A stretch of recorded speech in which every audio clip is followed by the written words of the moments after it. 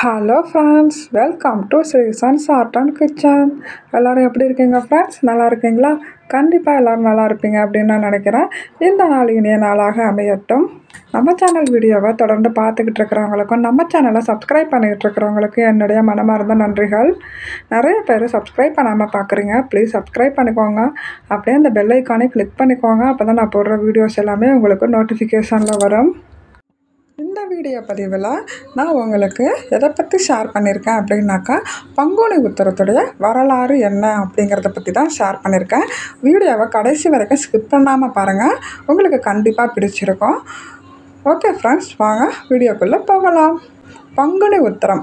பங்குனி மாதம் உத்திர நட்சத்திரமும், அதாவது 12வது மாதம் பங்குனி மாதம் 12வது நட்சத்திரமான உத்திர நட்சத்திரமும் பௌர்ணமியும் இணைந்து வர நாள் தான் பங்குனி உத்திரமாக கொண்டாடப்படுது.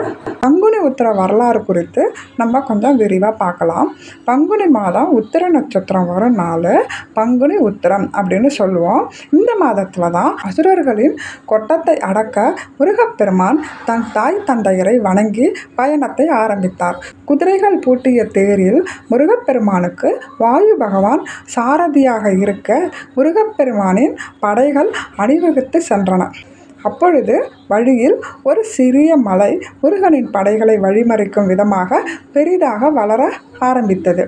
காரணம் அறியாத அனைவரும் திகைத்து நிற்க அங்கிருந்த நாரதர் அம்மலையை பற்றி சொல்லத் தொடங்கினார். அந்த மலை கிரவுஞ்சன் என்னும் அசுரனாக இருந்து எல்லோருக்கும் தீமைகளை புரிய தீய சக்தியாகும். அகத்திய முனிவரின் சாபத்தால் அசையாமல் மலையாகி நின்றாலும் இருந்த இடத்தில் இருந்து கொண்டு தன்னை கடந்து செல்பவர்களை ஏமாற்றி தொல்லை தந்து கொண்டிருக்கிறது அப்படின்னு நாரத முனிவர் சொன்னார். மேலும் இந்த மலைக்கு அருகில் உள்ள மாயாபுரி பட்டினம் என்னும் நகரில் தான் சூரபத்மனின் தம்பியும் யானை முகன் கொண்டவனுமாகிய தாரகாசுரன் ஆட்சி செய்து கொண்டு தேவர்களை மிகுந்த துன்பத்துக்கு உள்ளாக்கிக்கிட்டு வருகிறான் அப்படின்ற தகவலையும் அவர் சொல்லியிருக்காரு. அதை கேட்ட முருகப்பெருமான் தன் தளபதி வீரபாகுவிடம் படையில் பாதியை அழைத்து கொண்டு போய் தாராசுரனை அழித்து விட்டு வரும்படி கட்டளையிட்டார். தலைவனின் கட்டளைப்படி வீரபாகுவின் தலைமையில் முருகனின் படைகள் மாயாபுரி பட்டினத்துக்குள் நுழைந்தன. இதை அறிந்த தாரகாசுரனும் பெரும் படையுடன் எதிர்த்து வந்தான். கடும் போர் நடந்தது. இரு பக்கத்திலும் வீரர்கள் இறந்து விழுந்தனர்.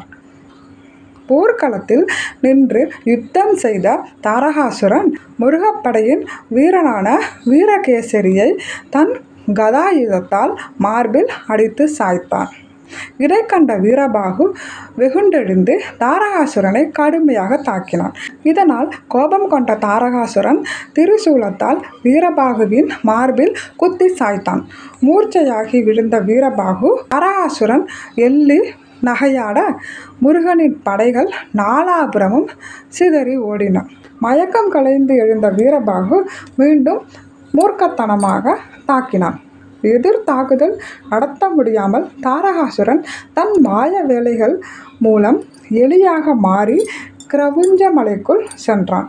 வீரபாகுவும் அவனை தொடர்ந்து மற்ற வீரர்களும் விடாது மலைக்குள் நுழைய மலை தன் வேலையை காட்ட ஆரம்பித்தது. தாரகாசுரனின் அசுரப்படைகள் முருகப்பெருமானின் படைகளை பெரிய அளவில் தாக்கி அழித்தன. இதை நாரதர் மூலம் அறிந்த முருகப்பெருமான் நேரடியாக போர்க்களத்திற்கு வந்தார். வந்தவரின் வலிமை அறியாத தாரகாசுரன் சிறுவன் என முருகனை கிண்டல் செய்தான். கோபம் கொண்ட முருகப்பெருமான் அவனை கடுமையாக தாக்க ஆரம்பித்தார். தாக்குதலை சமாளிக்க முடியாமல் மீண்டும் எலியாக மாறி மலைக்குள் நுழைந்து மாய வேலைகளை காட்ட ஆரம்பித்தான்.